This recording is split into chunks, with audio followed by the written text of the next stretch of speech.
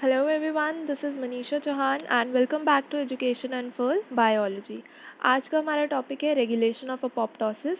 इस particular presentation में हम पढ़ेंगे कि कैसे डिफरेंट सिग्नलिंग पाथवेज आपस में कोऑर्डिनेट करके अपोप्टोसिस की रेगुलेशन में हेल्प करते हैं। इससे पहले वाले वीडियो में लेक्चर में हमने देखा था कि BCL2 फैमिली मेम्बर प्रोटीन जो हैं वो कैसे अपोप्टोसिस की रेगुलेशन में वर्क करते हैं। आज का जो टॉपिक है सिग्नलिंग पाथवेज जो वर्क कर रहे हैं अपोप्टोसिस की रेगुलेशन में, इसको शुरू करते हैं। तो जैसे कि अभी मैंने बताया कि डिफरेंट सिग्नलिंग पाथवेज जो हैं वो आपस में काम करते हैं और अपोप्टोसिस की रेगुलेशन करते हैं। कुछ ऐसे सिग्नलिंग पाथवेज हैं जो इंड्यूस करते हैं कि सेल की डेथ हो जाए, यानी कि अपोप्टोसिस को फेवर कर रहे हैं, और कुछ सिग्नलिंग पाथवेज ऐसे होते हैं जो सेल की सर्वाइवल को इंड्यूस करते हैं, यानी कि वो अपोप्टोसिस के अगेंस्ट वर्क कर रहे हैं, यानी कि अपोप्टोसिस नहीं होने देंगे और सेल जो है वो सर्वाइव कर जाएगा। नाउ कोई भी सेल है अगर उसमें डैमेज है किसी तरीके का, उसका जीनोम डैमेज है या DNA डैमेज है, तो पॉसिबिलिटी होती है कि उसमें म्यूटेशन हुई है। तो म्यूटेशन की पॉसिबिलिटी की वजह से उसमें कैंसर डेवलपमेंट की पॉसिबिलिटी जो है वो भी इंक्रीज़ हो जाती है। सो नाउ ये जो डैमेज हुआ है इसको सॉल्व करने के क्या क्या तरीके हो सकते हैं। एक तो सोल्यूशन इसका ये हो सकता है कि हम सेल साइकिल की जो प्रोग्रेशन हो रही है हम उसी को रोक दें, है ना। तो इस काम को करने के लिए कौन हेल्प करता है? Check points. सेल साइकिल के कुछ चेक पॉइंट्स होते हैं जो कि halting of cell cycle progression में हेल्प करते हैं, ठीक है। हॉल्टिंग की वजह से होता क्या है, सेल साइकिल प्रोग्रेशन को हमने रोक तो दिया, बट इससे हो क्या रहा है? इससे ये बेसिकली हो रहा है कि सेल को ना कुछ टाइम मिल जाता है कि वो जो डैमेज हुआ है उसको वो रिपेयर कर ले। अब मैमल्स के अंदर एक ट्रांसक्रिप्शन फैक्टर होता है जिसे हम बोलते हैं P53 या P53। DNA जब डैमेज होता है तो एक पाथवे रेगुलेट होता है बाय दिस ट्रांसक्रिप्शन फैक्टर, और जो सेल साइकिल है वो अरेस्ट में चली जाती है। तो बेसिकली P53 क्या हेल्प कर रहा है? सेल साइकिल प्रोग्रेशन की हॉल्टिंग में हेल्प कर रहा है, यानी सेल साइकिल अरेस्ट में हेल्प कर रहा है। तो ये सेल साइकिल अरेस्ट में हेल्प कर रहा है, हम इसे यहाँ पे क्यों डिस्कस कर रहे हैं? क्योंकि P53 जो है आगे जाके अपोप्टोसिस में भी हेल्प करेगा। तो इसको थोड़ा सा देख लेते हैं। जैसे यहाँ पे इस डायग्राम में दिखाया हुआ है, DNA जो है वो डैमेज हुआ है ना। तो DNA डैमेज की वजह से दो चीज़ें जो हैं वो एक्टिवेट हो जाती हैं। एक हो गया हमारा ATM, एक हो गया CH के चेक पॉइंट। ये दोनों एक्टिवेट हो जाते हैं। ये दोनों जब एक्टिवेट हो जाते हैं तो P53 की फॉस्फोराइलेशन करते हैं। दे फॉस्फोराइलेट P53। फॉस्फोराइलेशन के बाद P53 जो है वो स्टेबलाइज हो जाता है। जब P53 स्टेबलाइज होना स्टार्ट हो गया तो इसकी जो मात्रा है वो इंक्रीज़ हो जाएगी। ये है क्या? ये एक ट्रांसक्रिप्शन फैक्टर है, यानी कि कुछ जीन्स ऐसे हैं जिनको ये ट्रांसक्राइब कराने में हेल्प करता है, जीन ट्रांसक्रिप्शन में हेल्प करता है। तो जो भी इसके जीन्स हैं जिनको ये टारगेट करता है, उन जीन्स की ट्रांसक्रिप्शन शुरू हो जाएगी, ठीक है। तो ऐसा ही एक टारगेटेड जीन जो है वो है CDK इनहिबिटर P21, जो कि सेल साइकिल अरेस्ट में हेल्प करता है या सेल साइकिल को रोकने में हेल्प करता है। कैसे? CDK1 cyclin and CDK2 cyclin complexes को ये इनहिबिट करता है, जिसकी वजह से सेल साइकिल जो है वो अरेस्ट में चली जाती है अल्टीमेटली। नाउ ये तो हो गया कि ये सेल साइकिल अरेस्ट में कैसे हेल्प कर रहा है, ठीक है। अब बात करते हैं हम अपोप्टोसिस की। P53 जो है, जैसे DNA डैमेज हुआ, P53 एक्टिवेट हुआ, तो वो अपोप्टोसिस में भी वर्क करता है अल्टीमेटली। इट कॉजेज और it leads to apoptosis of the cell. कैसे? P53 एक्टिवेट हुआ, मैंने बताया कि वो ट्रांसक्रिप्शन फैक्टर है, ट्रांसक्रिप्शनल एक्टिवेशन करेगा जीन्स की। अल्टीमेटली ये जिन जीन्स के ऊपर वर्क करने में हेल्प करता है वो है नॉक्सा एंड प्यूमा। नॉक्सा एंड प्यूमा अगर आप रिकॉल करो तो ये BH3 only pro apoptotic BCL2 family members के पार्ट है, ठीक है। तो ये P53 की एक्टिवेशन क्या करेगी? नॉक्सा एंड प्यूमा को एक्टिवेट करेगी, जो कि BH3 only pro apoptotic BCL2 family members के पार्ट है। तो ये दो जो हैं BH3 only pro apoptotic proteins, ये क्या करते हैं? ये जाके एंटी अपोप्टोटिक को बाइंड करते हैं ताकि मल्टी डोमेन प्रो अपोप्टोटिक जो है वो एक्टिवेट हो जाए। ये हमने पिछले वीडियो लेक्चर में पढ़ा था, तो हम उसमें डिटेल में नहीं जा रहे। तो यहाँ पे BH3 ओनली प्रोटीन्स जो हैं वो एक्टिवेट हो जाते हैं, ठीक है। Now when we talk about DNA damage, तो DNA डैमेज की वजह से जब हमने देखा कि एक चीज़ हो रही थी सेल साइकिल अरेस्ट, और दूसरा हो रहा था क्या? अपोप्टोसिस, है ना। दो चीज़ें हो सकती है, या तो सेल साइकिल हॉल्ट हो जाएगी और टाइम मिल जाएगा सेल को कि वो अपना जो भी डैमेज है उसे ठीक कर ले, और दूसरा काम क्या हो रहा है? अपोप्टोसिस का। तो अब ये कैसे डिसाइड होगा कि सेल को अरेस्ट में जाना है, सेल साइकिल अरेस्ट में, या अपोप्टोसिस करवानी है, ये चीज़ डिपेंड करती है कि डैमेज कितना हुआ है, P53 की इंडक्शन कितनी हुई है, कितना उसका लेवल इंक्रीज़ हुआ है, एंड दूसरे जो लाइफ एंड डेथ के सिग्नल्स जो सेल के पास आ रहे हैं, उन सब चीज़ों के, उन सब फैक्टर्स पे डिपेंड करता है कि cell cycle arrest will be the thing that will be followed और अपोप्टोसिस विल टेक प्लेस। ठीक है। सो नाउ ये चीज़ हमने बिल्कुल स्टार्टिंग में डिस्कस की थी कि कुछ जो सिग्नलिंग पाथवेज हैं वो सेल की डेथ कराने में हेल्प करते हैं, और कुछ जो हैं वो सेल डेथ को रोकने में, यानी कि सेल के सर्वाइवल में हेल्प करते हैं, है ना। कुछ अपोप्टोसिस करवाएंगे, कुछ अपोप्टोसिस को होने से रोकेंगे, सेल की सर्वाइवल में हेल्प करेंगे। ठीक है। तो सेल सिग्नलिंग जब इनहिबिट करेगी अपोप्टोसिस को, सेल जो है वो सर्वाइव कर जाएगा। जो हायर ऑर्गेनिजम्स होते हैं ना, उनमें कई सारे ऐसे सेल्स होते हैं, मोस्ट जो सेल्स होते हैं उनके, वो अपोप्टोसिस के लिए ही प्रोग्राम्ड होते हैं कि ये अपोप्टोसिस होएगी इनकी। लेकिन उन सेल्स को सर्वाइवल सिग्नल्स मिलते हैं दूसरे सेल से, जिसकी वजह से उन सेल्स की जो डेथ है वो सप्रेस हो जाती है, यानी कि अब वो अपोप्टोसिस नहीं करेंगे। ये जो सर्वाइवल सिग्नल्स हम बता रहे हैं आपको, ये सर्वाइवल सिग्नल्स डिफरेंट डिफरेंट तरीके के हो सकते हैं, जैसे कि किसी सेल के साथ इंटरेक्ट करके उस सेल को ये सिग्नल मिला हो, या फिर ये जो सिग्नल है वो एक्स्ट्रा सेलुलर ग्रोथ फैक्टर्स की फॉर्म में उसको मिला हो, जैसे नर्व ग्रोथ फैक्टर हो गया। नर्व ग्रोथ फैक्टर की बात करें अगर हम, वर्टिब्रेट के नर्वस सिस्टम में 50% जो न्यूरॉन्स होते हैं वो अपोप्टोसिस के लिए प्रोग्राम्ड होते हैं, और उनमें अपोप्टोसिस होती है, यानी उनकी प्रोग्राम्ड सेल डेथ होती है। बाकी के जो न्यूरॉन्स होते हैं ना, वो सर्वाइव कर जाते हैं। उन्हें टारगेटेड सेल से उन्हें सफिशिएंट अमाउंट का सर्वाइवल सिग्नल मिल जाता है, जिसकी वजह से वो सर्वाइव कर जाते हैं। सर्वाइवल के अलावा उनकी डिफ्रेंसिएशन भी होती है by activating a receptor protein tyrosine kinase. ठीक है। यहाँ जो हम बात करें, ये तो हो गई बात रिसेप्टर प्रोटीन टायरोसिन काइनेज की। कुछ जो दूसरे सेल्स होते हैं वो भी ग्रोथ फैक्टर्स पे ही डिपेंड करते हैं या सेल कॉन्टैक्ट पे ही डिपेंड करते हैं, बट वो non receptor tyrosine kinase associated जो पाथवे है उसे एक्टिवेट करते हैं। ठीक है। तो ये डिफरेंट डिफरेंट मैकेनिज़म्स हैं, डिफरेंट डिफरेंट सिग्नल्स हैं जो सेल को मिलते हैं, और वो आगे अपनी जो अपोप्टोसिस है उसको रोक सकते हैं। ठीक है। तो इन्हें हम बोलते हैं सर्वाइवल सिग्नल्स, जैसे कि मैंने अभी बताया ये नर्व ग्रोथ फैक्टर। ठीक है। ये वर्टिब्रेट नर्वस सिस्टम में सिग्नल की तरह वर्क कर रहा है। तो अब हम थोड़ा डिटेल में देखेंगे सेल सर्वाइवल का एक पाथवे, जिसको इनिशिएट कौन कर रहा है, PI3 काइनेज। अब ये जो कैस्केड शुरू होएगी ना, ये शुरू होती है जी प्रोटीन कपल रिसेप्टर या प्रोटीन टायरोसिन काइनेज के साथ इंटरेक्शन की वजह से। तो ये जो PI3 काइनेज है इनके साथ इंटरेक्ट करेगा और ये एक्टिवेट हो जाएगा। ये हो गया एक्टिवेट PI3 काइनेज। अब मेम्ब्रेन के अंदर ना कुछ फोस्फोलिपिड्स होते हैं। ठीक है। ऐसा ही एक फोस्फोलिपिड है PIP2। तो ये जो PI3 काइनेज एक्टिवेट हुआ था, ये इस PIP2 को फोस्फोराइलेट करेगा और इससे बनेगा PIP3। अब ये जो PIP3 बना है, ये एक प्रोटीन को एक्टिवेट करता है, प्रोटीन सीरीन थ्रियोनीन काइनेज, जिसे हम AKT भी बोलते हैं। तो अल्टीमेटली इससे कौन एक्टिवेट हो रहा है, AKT, जिसका फंक्शन हम अभी देखेंगे आगे। पहले हम बात कर लेते हैं इस डायग्राम में, जैसे आप देख सकते हो, हम बात करने वाले हैं PIP2 से PIP3 कैसे बना। तो इसकी फॉर्मेशन के लिए जो एंजाइम रिस्पॉन्सिबल है, या जो एंजाइम यहाँ एक्ट कर रहा है, वो है PI3 काइनेज, जैसा हमने देखा। इसकी फुल फॉर्म हमने आपको बताई, फोस्फोटाइडाइल आइनोसाइटाइड 3 काइनेज। नाउ ये जो PI3 काइनेज है ना, ये दो फॉर्म्स में प्रेजेंट होता है। इसकी एक फॉर्म जो है वो जी प्रोटीन के साथ इंटरेक्ट करके एक्टिवेट होती है, वो वाला कैस्केड फॉलो करती है फॉर एक्टिवेशन। और एक जो इसकी फॉर्म होती है उसके अंदर SH2 डोमेन होता है, which is activated by association with receptor protein tyrosine kinase. So now ये जो PIP2 है ना, इसकी फोस्फोराइलेशन होगी। फोस्फेट ग्रुप कहाँ ऐड होएगा, at the third position of inositol, और ये क्या बना लेगा, PIP3 बना लेगा। Now PIP3 is formed.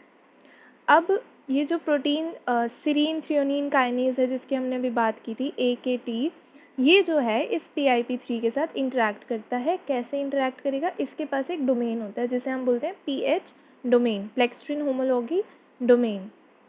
इस डोमेन की हेल्प से ये PIP3 के साथ इंटरेक्ट करता है, उसके साथ एसोसिएट करता है। ठीक है। अब AKT की जो है फोस्फोराइलेशन होएगी, इसके साथ फोस्फेट ग्रुप्स ऐड होंगे। फोस्फोराइलेशन करेगा कौन, एक और प्रोटीन काइनेज है जो इसकी फॉस्फोराइलेशन करेगा, दैट इज़ PDK1। ये जो PDK1 है इसके पास भी pH डोमेन होता है एंड हेंस ये भी PIP3 के साथ इंटरैक्ट कर सकता है। ठीक है, तो PIP3 जो है वो जब एक्टिवेट हुआ, PIP2 से PIP3 बना, PIP2 की फॉस्फोराइलेशन हुई और PIP3 बना, तो ये जो एक्टिवेटेड PIP3 है ये दो चीज़ों को रिक्रूट कर रहा है यहाँ पे, AKT और PDK1। और PDK1 क्या कर रहा है, AKT की फॉस्फोराइलेशन कर रहा है और उसको एक्टिवेट कर रहा है।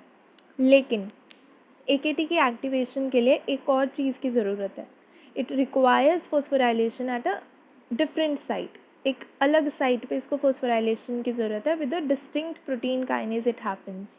एमटोर जो है वो कॉम्प्लेक्स्ड होता है विद प्रोटीन जिसे हम बोलते हैं रिक्टर। तो एमटोर और रिक्टर का कॉम्प्लेक्स बनता है और वो इसकी फॉस्फोराइलेशन करता है एक डिस्टिंक्ट साइट पे। ठीक है, तो दो चीज़ें हैं जो इसकी फॉस्फोराइलेशन में हेल्प कर रही हैं, एक PDK1, एक हो गया हमारा एमटोर एंड रिक्टर का कॉम्प्लेक्स। तो AKT फॉस्फोराइलेट हो गया, ये एक्टिवेट हो गया।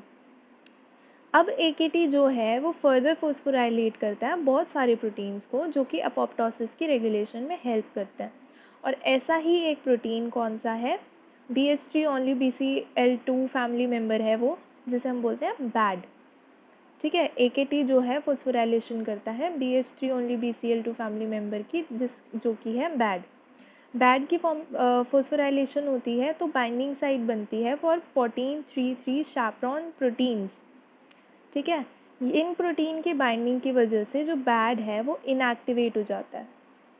तो हो क्या रहा है, बैड एक ऐसा मॉलिक्यूल है, BH3 ओनली मॉलिक्यूल है ना, BH3 ओनली मॉलिक्यूल जब एक्टिवेट हो जाते हैं तो वो क्या करते हैं फर्दर, वो मल्टी अपोप्टोटिक को multi domain pro apoptotic molecules या प्रोटीन्स हैं उनकी एक्टिवेशन में हेल्प करते हैं।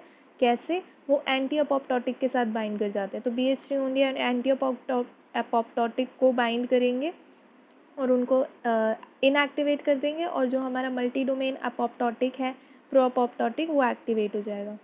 तो जो बैड है वो अपोप्टोसिस में हेल्प कर रहा है, लेकिन जो AKT मॉलिक्यूल है वो बैड को रोक रहा है ना। तो अल्टीमेटली हम क्या कह सकते हैं कि AKT मॉलिक्यूल जो है वो अपोप्टोसिस को रोक रहा है, यानी कि AKT मॉलिक्यूल सेल की सर्वाइवल में हेल्प कर रहा है।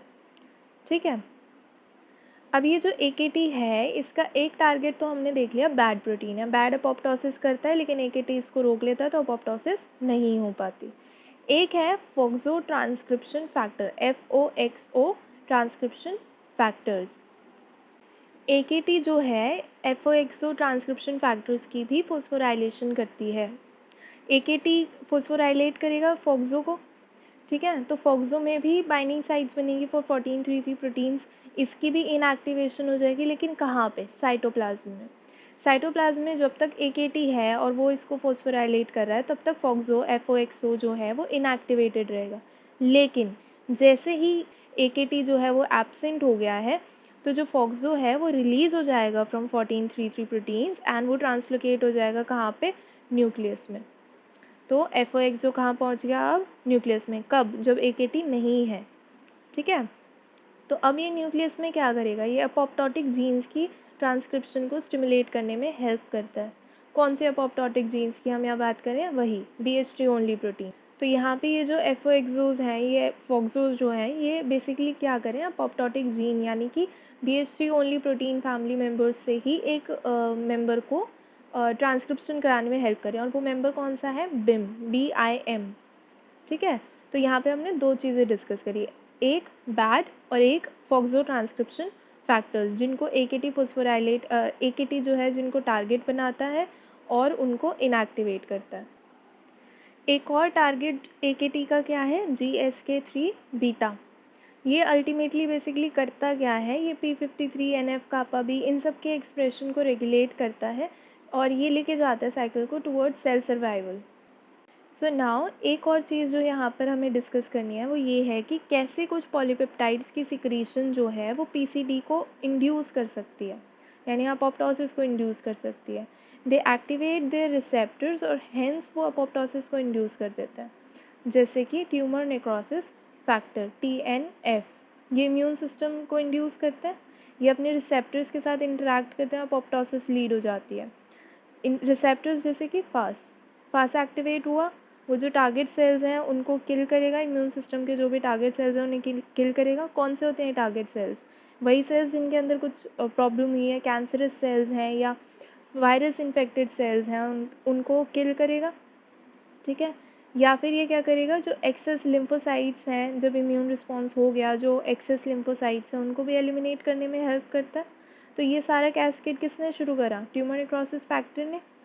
तो ये जो पॉलीपेप्टाइड हैं ये अपने रिसेप्टर्स के साथ बाइंड करते हैं। इन रिसेप्टर्स को हम सेल डेथ रिसेप्टर्स भी कहते हैं। और ये जो है आगे जाके अपोप्टोसिस लीड करते हैं। अपोप्टोसिस कैसे लीड करते हैं? ये इनका अल्टीमेट जो गोल होता है वो ये होता है कि इनिशिएटर कैस्पेज को एक्टिवेट कर दें।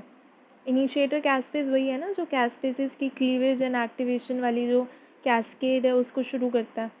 हमने फर्स्ट वीडियो लेक्चर में ये पढ़ा था। तो इनिशिएटर कैस्पेज को एक्टिवेट करते हैं ये। जैसे टीएनएफ का ही एग्जांपल लेते हैं। टीएनएफ के अंदर ना 3 आइडेंटिकल पॉलीपेप्टाइड चेन्स होती हैं। तो जब ये अपने रिसेप्टर से बाइंड करता है तो उसकी ट्राइमराइजेशन हो जाती है। तो 3 एक साथ आ जाते हैं, ट्राइमराइजेशन हुई। अब इस ट्राइमराइज्ड रिसेप्टर की जो साइटोप्लाज्मिक डोमेन है वो एक अडेप्टर मॉलिक्यूल के साथ बाइंड करता है, ठीक है। वो अडेप्टर मॉलिक्यूल के साथ बाइंड करेगा साइटोप्लाज्मिक डोमेन, और वो adapter molecule further initiator caspase के साथ बाइंड करेगा। और यहाँ पे इनिशिएटर कैस्पेज कौन सा है? कैस्पेज 8। ये जो कैस्पेज 8 है, ये जो इनिशिएटर कॉम्प्लेक्स है, कैस्पेज है, ये बेसिकली क्या करेगा? इनिशिएटर का काम क्या होता है? इफेक्टर कैस्पेजेस को फर्दर एक्टिवेट करना, उनकी क्लीवेज करना, उन्हें एक्टिवेट करना। जैसे कि कैस्पेज 3 हो गया, कैस्पेज 7 हो गया। तो ये जो इनिशिएटर कैस्पेज है ये डाउनस्ट्रीम इफेक्टर कैस्पेजेस को एक्टिवेट करेगा। या फिर ये क्या कर सकता है? जो बिड है, बिड क्या है? Pro apoptotic BH3 only protein है, रिकॉल इट। तो ये बिड की क्लीवेज करेगा और बिड को एक्टिवेट कर देगा। अब बिड एक्टिवेट हो गया तो बिड क्या करेगा? ये multi domain pro apoptotic protein family जो है उनको एक्टिवेट करेगा। तो यानी कि ये बाक एंड बाक्स को एक्टिवेट करेगा। बाक्स का क्या फंक्शन होता है? कि माइटोकॉन्ड्रिया की परमेबलाइजेशन करे, माइटोकॉन्ड्रिया के अंदर कुछ इस तरीके से कंडीशन करे, आउटर मेम्ब्रेन के साथ इंटरेक्ट करके ऑलिगोमर्स बना के, उसके पोर्स वगैरह बना के, या कुछ उसके प्रोटीन्स के साथ इंटरेक्ट करके कुछ ऐसी कंडीशंस जनरेट करे कि साइटोक्रोम C जो है वो माइटोकॉन्ड्रिया से कहाँ आ जाए? साइटोप्लाज्म में आ जाए, जहाँ पे कैस्पेज 9 और अपाफ 1 प्रेजेंट होते हैं। अब कैस्पेज 9, अपाफ 1 और साइटोक्रोम C मिलके क्या बनाएंगे? अपोप्टोसोम। फिर उसके बाद आपको पता ही है अपोप्टोसोम बन गया, कैस्पेज 9 एक्टिवेट हो गया। तो फर्दर ये जो इफेक्टिव कैस्पेजेस हैं उनकी क्लीवेज होगी, वो एक्टिवेट हो जाएंगे, यानी कि इफेक्टिव कैस्पेजेस जो है वो एक्टिवेट हो जाएंगे और they will lead to apoptosis. So this was it, we wind up apoptosis over here. Cooper का जो कंटेंट है अपोप्टोसिस का वो हमने इन 3 वीडियो लेक्चर्स में कवर अप किया है। पहले वीडियो लेक्चर में हमने अपोप्टोसिस के इवेंट्स, कैस्पेजेस एंड बेसिक जो जीन्स निमाटोड्स में होते हैं वो सारा पढ़ा था, इसका बेसिक मैकेनिज्म पढ़ा था। देन बाकी के दोनों वीडियो लेक्चर्स में हमने इनकी रेगुलेशन पढ़ी है। सेकेंड वीडियो लेक्चर में हमने पढ़ा कि अपोप्टोसिस की रेगुलेशन में कैसे BCL2 जो फैमिली है प्रोटीन्स की वो कैसे हेल्प करती है अपोप्टोसिस की रेगुलेशन में। एंड इस वीडियो लेक्चर में हमने पढ़ा था कि कैसे सिग्नलिंग पाथवेज जो हैं वो रेगुलेट करते हैं अपोप्टोसिस को। सो अगर आपको ये वीडियो लेक्चर अच्छा लगा हो तो please hit the like button and subscribe our channel Education Unfold Biology. आप हमें टेलीग्राम पर भी फॉलो कर सकते हो, वहाँ पर भी आप सब्सक्राइब कर सकते हो। लिंक जो है वो डिस्क्रिप्शन में दिया हुआ है, टेलीग्राम का भी, इंस्टाग्राम का भी। You can be a part of our family over there. Have a good day, learners, and keep exploring. Thank you.